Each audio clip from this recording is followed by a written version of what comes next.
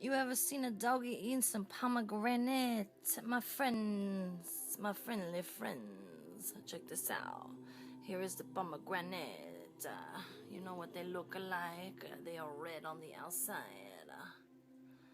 Kind of a purpley red, but you cannot see because it's lighting as shit, my friends. However, straight from the planet, didn't have to go to the supermarket. That is so correct.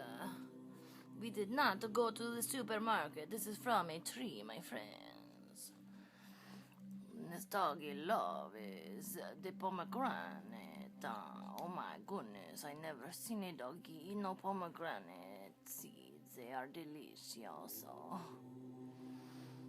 Are you in love with the pomegranate, my friend? Yes. Yes, my friend. More, please. Please, eat more of the pomegranate, okay? Come now. No, not the napkin. No, no, no, senor. Tissue paper is not good for you. We eat the pomegranate, okay? Only. Come on. Charlie's gonna eat the apple. Come on. Take a bite of the apple. Charlie. Charlie, look. Here. You ever seen a doggy eating an apple? I ain't never seen it. Come on. Take another bite of it. Come on, honey. Eat the apple. Come on. Not me, you think. Come on. Apple's tasty. Oh, is that right? My dog is eating raw, grass-fed, pasture-raised ground beef from a cow. It is definitely raw.